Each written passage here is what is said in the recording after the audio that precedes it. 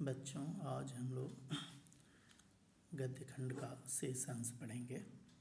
इसके पहले हम लोगों ने पार्ट 3 तक देख लिया था। आज 4 से शुरू करेंगे। कह रहे कि दोनों मित्रों को जीवन में पहली बार साविका पढ़ा कि सारा दिन बीत गया और खाने को एक दिन का भी न मिला। साविका का मतलब क्या होता है? वास्ता होता है, सरोकार होता है। समझ में ही ना आता था कि यह कैसा स्वामी है। स्वामी का मतलब क्या होता है? मालिक होता है। इससे तो गया फिर भी अच्छा था। दोनों की तुलना कर रहे हैं कि गया के यहाँ क्या होता था और इसके यहाँ क्या हो रहा है। समझ में ना आता था कि यह कैसा स्वामी है। यहाँ कई भैंसें थीं, कई बकरियाँ, कई घोड़े, कई गधे, पर किसी के सामने चारा ना था। सब जमीन पर मुर्दों की तरह पड़े थे। कहाँ पर पड़े हुए थे? काजी हाउस की बात कर रहे हैं। काजी हाउस में सभी पशुओं को वैसे ही रखा गया था। कई तो इतने कमज़ोर हो गए थे कि खड़े भी न हो सकते थे। इतना कमज़ोर, इतने दुर्बल हो गए थे कि उनसे खड़ा भी नहीं हो जा पा रहा था। सारा दिन दोनों मित्र फाटक की ओर टकटकी लगाए ताकते रहे, भोजपुरी का शब्द है देखते रहे, पर कोई चारा लेकर आता ना दिखाई दिया। तब दोनों ने दीवार की नमकीन मिट्टी चाटनी शुरू कर दी। जब भूख अत्यधिक लगती है तो मिट्टी भी प्यारी हो जाती है। उसी के तर्ज पर इन दोनों ने क्या, निनावा होने के कारण, पुरानी मिट्टी में नमक की मात्रा होने के कारण वो चाटने पर नमकीन जैसे दिखाई देता है, मैं लगता है। तो ये दोनों क्या किए, उसको दीवार को ही चाटना शुरू कर दिए। पर इससे क्या तृप्ति होती? तृप्ति माने संतुष्टि नहीं हो पा रही थी। रात को भी जब कुछ भोजन न मिला तो हीरा के दिल में विद्रोह की ज्वाला दहक उठी में भड़क उठी। उसने सोचा कि यहाँ इस तरीके से रहने से अच्छा है विद्रोह क्यों न किया जाए। मोती से बोला, अब तो रहा नहीं जाता।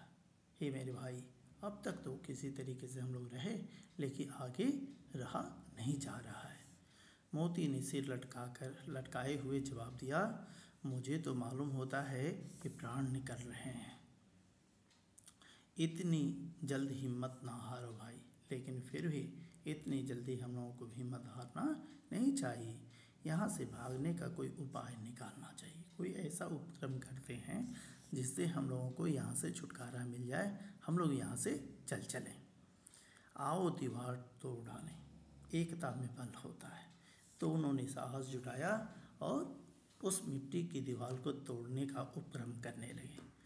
मुझसे तो अब कुछ नहीं होगा, बस इसी बूते अब अकड़ते पर कहा कि मुझसे तो अब कुछ नहीं होगा। तो उसके दोस्त ने कहा, क्या कहा कि बस इसी बूते पर अकड़ते थे, कह रहे थे कि नहीं अब ये कर देंगे वो कर देंगे। सारी अकड़ निकल गई। बाड़े की दीवार कच्ची थी। बाड़े मतलब जहाँ पशुओं को रखा गया था उसकी दीवार कच्ची थी। हीरा मजबूत तो था ही। अपने नुकीले सींग दीवार में गड़ा दिए और जोर मारा। मिट्टी की दीवार में अपने सींग गड़ा करके जोर लगाने लगे तो मिट्टी का एक चिप्पड़ निकल आया, छोटा सा टुकड़ा निकला। फिर तो उसका साहस बढ़ गया। उसने सोचा कि एक जब निकल गया है तो इसी तरीके से और भी क्या निकल सकता है। इसने दौड़ करके दीवार पर चोटें की और हर चोट से थोड़ी थोड़ी मिट्टी गिरने लगी। उसी समय काजी हाउस का चौकीदार लालटेन लेकर जानवरों की हाजिरी लेने आ निकला। वहाँ भी पशुओं की हाजिरी ली जाती है कि आखिर इतने पशुओं को बंद किया गया है, उसमें से कोई भाग तो नहीं गया ना। तो वही हाजिरी लेने के लिए आया। हीरा का उजटपन देख करके उसने उसे कई डंडे रसीद किए माने पीटी, उसको दे दिए और मोटी सी रस्सी से बांध दिया कि ये आवारा पशु है, इतना करने के बाद भी इस तरीके से करता है। रुकी, इसको 4 डंडा दिया भी और मोटी रस्सी से बांध दिया। मोती ने पड़े कहा, आखिर मार खाई क्या मिला? अपनी पूती भर जोर तो मार दिया ना। ऐसा जोर मारना किस काम का कि और बंधन में पड़ गए। बताओ, अभी अब तक पतली रस्सियों से बांधे गए थे, अब और मोटी रस्सियों से बांध दिए गए हो। इससे क्या मिला? जोर तो मारता ही जाऊंगा, चाहे कितनी ही बंधन पड़ती जाए। जान से हाथ धोना पड़ेगा। उसके दोस्त ने समझाया कि ऐसा करोगे तो हो सकता है कि तुमको अपनी जान से हाथ भी धोनी पड़े। कुछ परवाह नहीं, उसने कहा कि इससे मुझे कोई फर्क पड़ने वाला नहीं है। यूँ तो भी मरना ही है। जब कोई चारा नहीं मिलेगा, खाने के लिए कुछ नहीं मिलेगा, तो ऐसे भी मरना है। तो क्यों ना हम लोग जोर लगा करके मरे। सोचो, दीवार खुद जाती तो कितनी जानें बच जाती। हम ही दोनों नहीं, हम लोगों के साथ जितने भी पशु कैद हैं उन सब की जान बच जाती।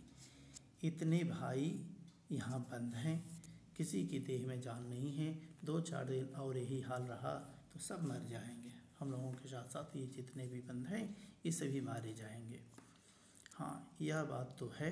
अच्छा तो ला, फिर मैं भी जोर लगाता हूँ। अब इतना करने के बाद भी मोती भी जोर लगाना शुरू किया। मोती ने भी दीवार में उसी जगह सींग मारा। थोड़ी सी मिट्टी गिरी और फिर हिम्मत बढ़ी। फिर तो वह दीवार में सींग लगा करके इस तरह जोर करने लगे मानो किसी प्रतिद्वंदी से लड़ रहे हों। यहाँ प्रतिद्वंदी क्या है? दीवार है।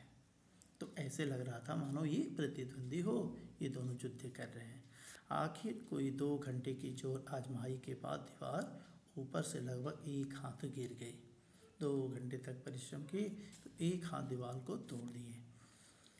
उससे दूनी शक्ति से दूसरा धक्का मारा तो आधी दीवार गिर पड़ी। दीवार का गिरना था कि अधमरे से पड़े हुए सभी जानवर चेत उठे, अर्थात उनमें ऐसा लगा जैसे उसमें जिज्ञासा जाग गई हो। सभी के सभी चौकन्ने हो गए। तीनों घोड़ियाँ सर पर भाग निकलीं, फिर बकरियाँ निकलीं, इसके बाद भैंसें भी खिसक गईं, पर गधे अभी तक ज्यों के त्यों खड़े थे, क्योंकि सबसे सुन्न जानवर हैं गधे। सब भाग गए लेकिन ये अपनी जगह पर ही खड़े रहे। एक गधे ने कहा, जो कहीं फिर पकड़ लिए जाए। दूसरे ने कहा, तो क्या हर्ज है, अभी तो भागने का अवसर है। हमें तो डर लगता है हम यहीं पड़े रहेंगे, भागेंगे नहीं, अन्यथा पकड़ लिए जाएंगे तो पीटे जाएंगे। इसलिए वह कहा कि मैं नहीं भागूंगा।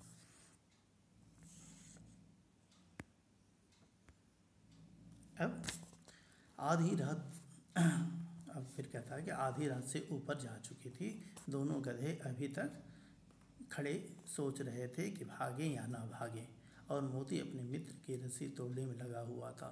जब वह हार गया तो हीरा ने कहा, तुम जाओ, मुझे यहीं पड़ा रहने दो, शायद यही भेंट हो जाए।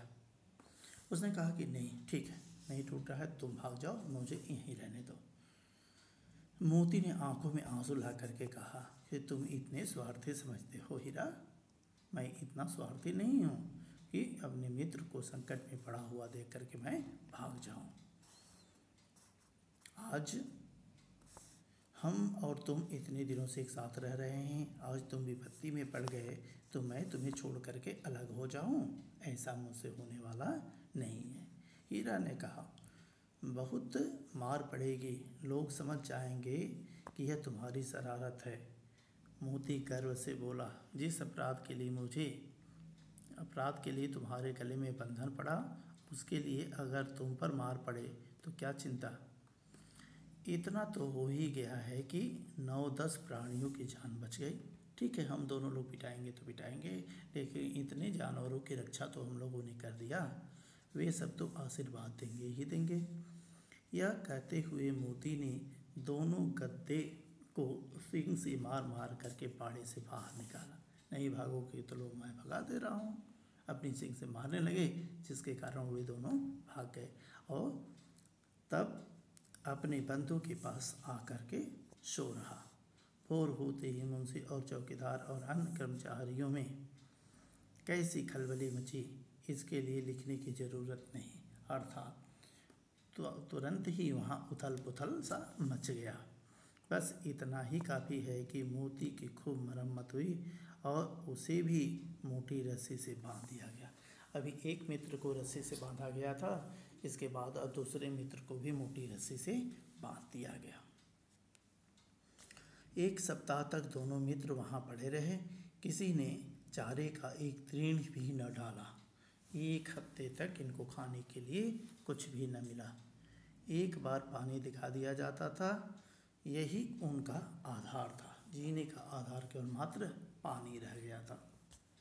दोनों इतने दुर्बल हो गए कि उठा न जाता था। ठठरियाँ निकल आई। एक दिन बाड़े के सामने डुग्गी बजने लगी और दोपहर होते होते वहाँ 50-60 आदमी जमा हो गए। मैंने इकट्ठा हो गए, एकत्रित हो गए, भीड़ लग गई। तब दोनों मित्र निकाले गए और उनकी देखभाल होने लगी।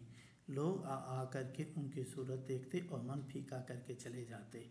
ऐसे मृतक बैलों का कौन खरीदार होता, कौन खरीदने वाला होता? शायद कोई नहीं।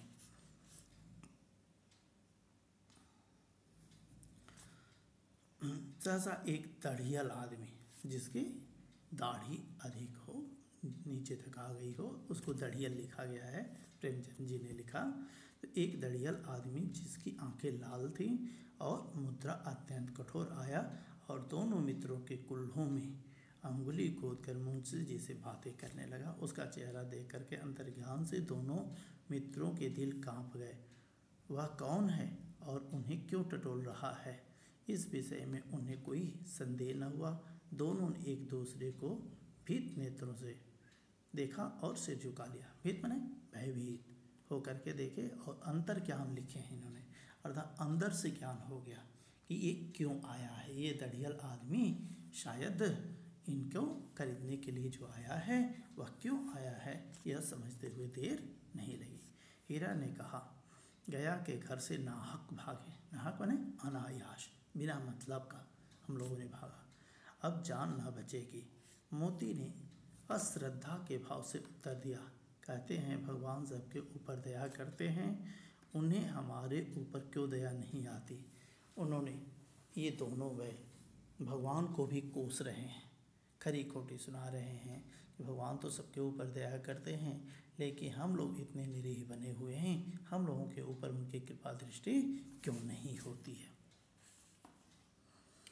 भगवान के लिए हमारा मरना जीना दोनों बराबर है। चलो अच्छा ही है, कुछ दिन उसके पास तो रहेंगे।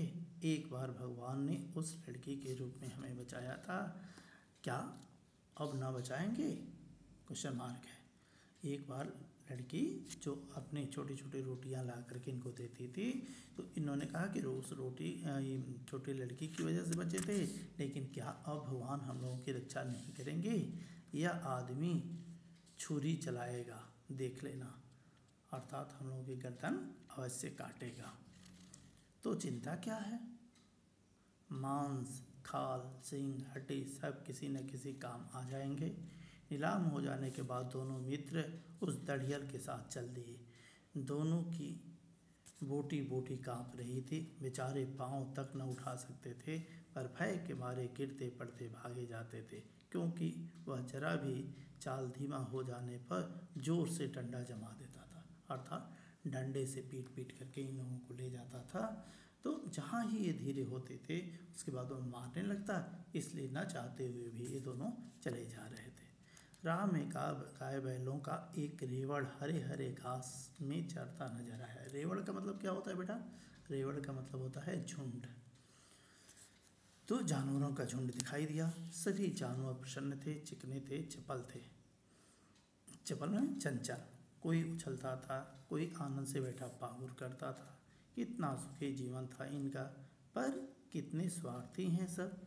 किसी को चिंता नहीं कि उनके दो भाई बधिक के हाथ पड़े कैसे दुखी हैं। वह अपने मित्रों के ऊपर, अपने सगे संबंधियों के ऊपर कोस रहे हैं कि आखिर वो भी तो जानवर हैं, वो लोगों को चाहिए था हम लोगों को छुड़ाना, लेकिन उनको हम लोगों की कोई परवाह नहीं है, वह आराम से हैं और हम लोग इसके बंधन में हैं।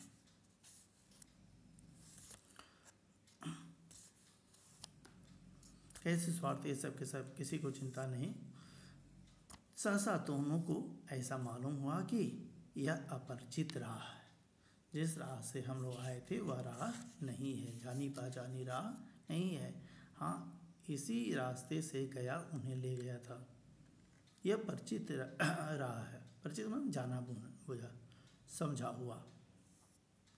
वही खेत, वही बाग, वही गांव मिलने लगे। प्रतिक्षण उनकी चाल तेज होने लगी, क्योंकि वह अपने पहचाने हुए रास्ते पर जा रहे थे, इसलिए वह चाल तेज चलने लगे। सारी थकान, सारी दुर्बलता गायब हो गई। आह, यह लो, अपना ही हार आ गया। इसी कुएं पर हम पूर चलाने आया करते थे। यही कुआं है जहाँ पर ये लोग अपनी पूर चलाया करते थे, पानी चलाने के लिए, कृषि कार्य हेतु तो जोते जाते थे। मोती ने कहा, हमारा घर नगीच आ गया। हीरा बोला, भगवान की दया है, मैं तो अब घर भागता हूँ। यह जाने देगा? उसके दोस्त ने कहा कि तुम कैसे घर भाग जाओगे, क्या यह तुमको जाने देगा? नहीं नहीं जाने देगा, इसे मैं मार गिराता हूँ। उसने कहा कि नहीं जाने देगा, तो जब मार खाएगा तब तो जाने देगा ना, इसको मैं मार करके गिरा देता हूँ। नहीं नहीं, दौड़ करके थान पर चलो। थान का मतलब वह स्थान जहाँ पर ये क्या अपना चारा निगलते थे, चरण जिसको कहते हैं भोजपुरी में, वहाँ से हम आगे न जाएंगे। दोनों उन्मत्त होकर के बछड़ों की भांति कुलेलें करते हुए घर की ओर दौड़े। वह हमारा थान है। दोनों दौड़कर अपने थान पर आ गए और खड़े हो गए। दड़ियल भी पीछे पीछे दौड़ा चला आया था। झूरी द्वार पर बैठा धूप खा रहा था। दोनों बैलों को देखते ही दौड़ा और उन्हें बारी बारी से गले लगाने लगा। मित्रों की आंखों से आंसू बहने लगे। एक झूरी का हाथ चाट रहा था। दड़ियल ने जाकर के बैलों की रस्सियाँ पकड़ ली। झूरी ने कहा, मेरे बैल हैं। तुम्हारे बैल कैसे? उसने दड़ियल ने पूछा कि तुम्हारे बैल कैसे? मैं मवेशी खाने से नीलाम लिए आता हूँ। मैं इनको काजी हाउस से मवेशी खाने से नीलाम खरीद करके ला रहा हूँ। मैं तो समझा हूँ चुराए लिए आते हो, चुपके से चले जाओ। मेरे बैल हैं, मैं बेचूंगा तो बिकेंगे। किसी को मेरे बैल नीलाम करने का अख्तियार नहीं है, हस्ती नहीं है जो मेरे बैलों को नीलाम कर दे। जा कर के थाने में रपट कर दूंगा। मेरे बैल हैं, इसका सबूत यह है कि मेरे द्वार पर खड़े हैं। दड़ियल झल्ला करके बैलों को जबरदस्ती पकड़ ले जाने के लिए बढ़ा।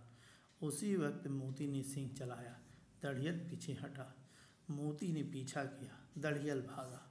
मोती पीछे दौड़ा। गांव से बाहर निकल जाने पर वह रुका, पर खड़ा दड़ियल का रास्ता देख रहा था। दड़ियल दूर खड़ा धमकियां दे रहा था, गालियां निकाल रहा था, पत्थर फेंक रहा था, तरह तरह की प्रतिक्रिया कर रहा था। बैलों को न मिलने का गम उसे था। और मोती विजयी शूर की भांति, शूर माने वीर कहते हैं, वीर योद्धा की भांति उसका रास्ता रोके खड़ा था कि आ जाओ तो तुम्हें मैं दिखा देता हूँ कि किस तरीके से बैलों को ले जाया जाता है। गांव के लोग यह तमाशा देखते थे और हंसते थे। जब दड़ियल हार करके चला गया तो मोती अकड़ता हुआ लौटा। हीरा ने कहा, मैं डर रहा था कि कहीं तुम गुस्से में आकर के मार न बैठो। किसको? उस दड़ियल व्यक्ति को। अगर वह मुझे पकड़ता तो मैं बेमारे न छोड़ता। बे उपसर्ग है, मैंने बिना मारे हुए नहीं छोड़ता। अब न आएगा, आएगा तो दूर से ही खबर लूँगा, देखूं कैसे ले जाता है। जो गोली मरवा दे मर जाऊंगा, पर उसके काम तो ना आऊँगा। उसने कहा कि तुम गोली मरवा देगा तो? उसने कहा कि मरवा दे, मैं उसके काम नहीं आऊँगा। क्या कर लेगा? हमारी जान को कोई जान ही नहीं समझता, इसीलिए कि हम इतने सीधे साधे हैं, इसलिए हम लोगों से इस तरीके का व्यवहार किया जा रहा है। जरा देर में नादों में खली भूसा चोकर और दाना भर दिया गया। दोनों मित्र खाने लगे। झूरी खड़ा दोनों को सहला रहा था। 20 लड़के तमाशा देख रहे थे। सारे गांव में उत्साह सा मालूम होता था। उत्साह मतलब उत्साह, आनंद छा गया।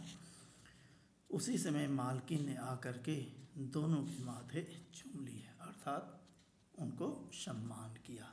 दोनों बैल क्योंकि अब अपने जगह पर आ गए थे और जो गया ये दोनों बैल जो झोरी के साले के पास गए थे, वहाँ से भाग करके अपने घर आ गए थे। घर में इनको पुनः उसी तरीके से सम्मान होने लगा और इनका जीवन भी सुखमय हो गया। यही है बेटा दो बैलों की कथा। अगले अंक में इस चैप्टर के प्रश्नोत्तर से अवगत कराऊंगा। आज के लिए बस इतना ही। धन्यवाद।